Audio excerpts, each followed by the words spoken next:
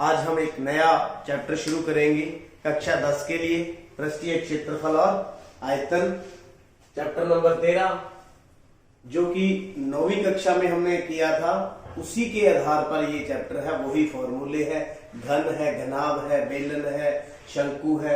तो यहाँ पर घन और घनाभ से संबंधित जो सम है आयतन और क्षेत्रफल से संबंधित है। दो घन है हमारे पास, प्रत्येक घन का आयतन 64 सेंटीमीटर क्यूब है। इस संलग्न फलकों को मिलाकर एक ठोस बनाया जाता है। इससे प्राप्त घनाभ का क्षेत्रीय पृष्ठीय क्षेत्रफल ज्ञात कीजिए। तो यहां पर हमारे पास दो घन है, एक घन, दूसरा इसके साथ मिला दिया गया, क्या बना लिया गया? घनाभ। क्या बना दिया गया? 64। तो घन का आयतन बराबर 64। तो भुजा मान लीजिए इसकी कितनी है? मान लो घन की भुजा बराबर में a। तो घन का आयतन कितना होता है? भुजा का क्यूब, यानी कि ये आयतन हो गया। तो आयतन हमारे पास है कितना? 64। तो भुजा का क्यूब बराबर में 64, यानी कि a क्यूब बराबर में 64। तो यहां पर a हमारे पास कितना आ गया? a क्यूब 4 गुना में 4 गुना में 4, जो 64 को हम ऐसे लिख सकते हैं। a क्यूब बराबर 4 का क्यूब, क्यूब से क्यूब कैंसल, तो a कितना आ गया? 4। यानी कि घन की भुजा हमने ज्ञात कर ली कितनी? 4 सेंटीमीटर। कितनी है ज्ञात कर ली? 4 सेंटीमीटर। 4 सेंटीमीटर इसकी भुजा आ गई। अब जो आकृति अब बनी है, अब क्या बना है? घनाभ। तो क्या है? संलग्न फलकों को मिलाकर प्राप्त घनाभ। प्राप्त घनाभ, तो घनाभ की लंबाई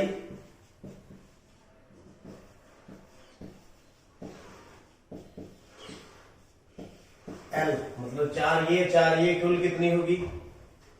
8 सेंटीमीटर। तो 4 + 4 बराबर में 8 सेंटीमीटर। चौड़ाई 4 सेंटीमीटर। ऊंचाई ये भी 4 सेंटीमीटर। तो निकालना क्या हमने? पृष्ठीय क्षेत्रफल, मतलब संपूर्ण पृष्ठीय क्षेत्रफल। घनाभ का संपूर्ण पृष्ठीय 2 LB BH प्लस HL। तो फॉर्मूले में पुट करेंगे 2 L कितना है? 8, B 4 H 4, 8 गुना में 4, 4 गुना में 4 प्लस 4 गुना में 8, 2 ब्रैकेट 32 + 16 + 32।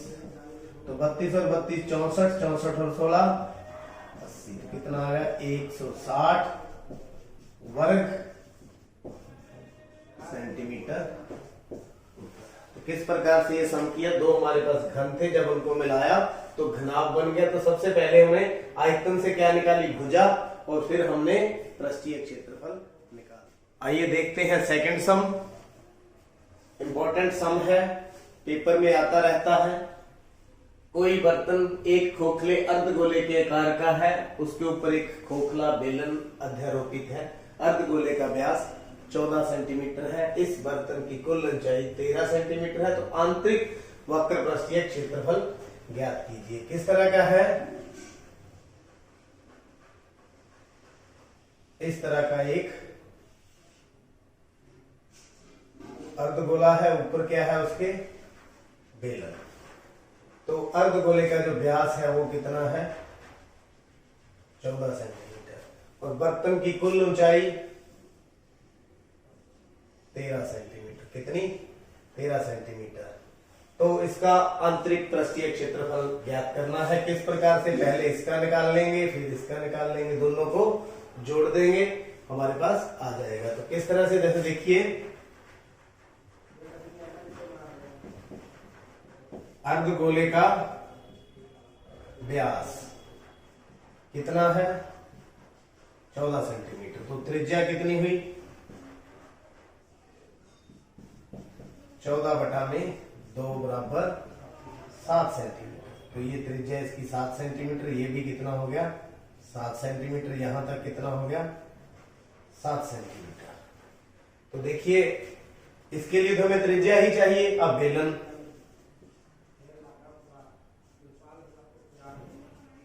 तो बेलन की त्रिज्या भी वही है, कितनी, 7 सेंटीमीटर। बेलन की ऊंचाई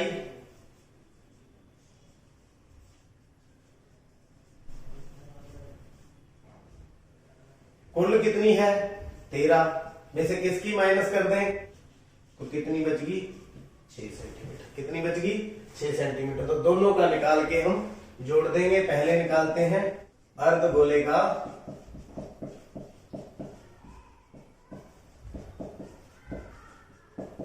वक्र पृष्ठीय क्षेत्रफल क्या होता है, 2 पाई r स्क्वायर। आंतरिक है, अंदर वाला वक्र क्यों लिए, क्योंकि ये खोखला है, ऊपर से क्या है, खुला है। तो 2 गुना में 22/7। तो त्रिज्या कितनी है इसकी, 7। 7 गुना में 7 बराबर में 7 दूनी 14, 14 गुना में 22। तो 14 दूना 28, 28 और 14 दूना 28 और 2 30 वर्ग सेंटीमीटर। कितना आ गया, 308। अब निकालेंगे बेलन। तो बेलन का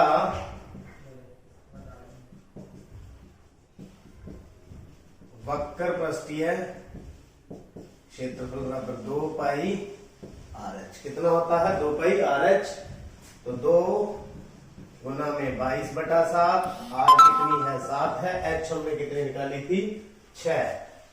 तो 7 से 7 कट गया, 6 दूनी 12, 12 गुना में 22। तो 12 गुना 24, 2 का कैरी, 12 गुना 24 और 2 26 वर्ग सेंटीमीटर।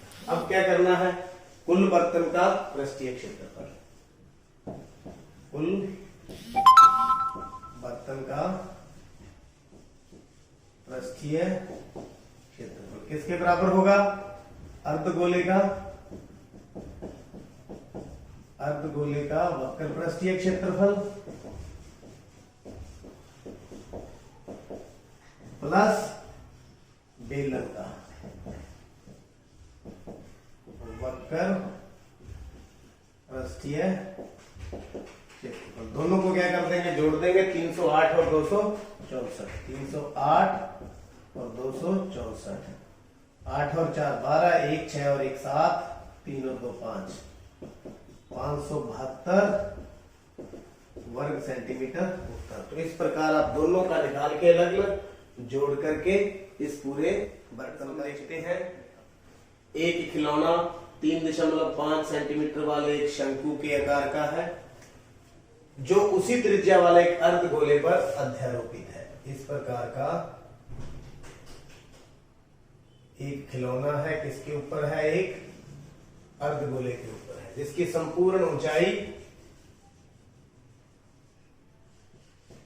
15.5 सेंटीमीटर और इसकी त्रिज्या कितनी है, 3.5 सेंटीमीटर।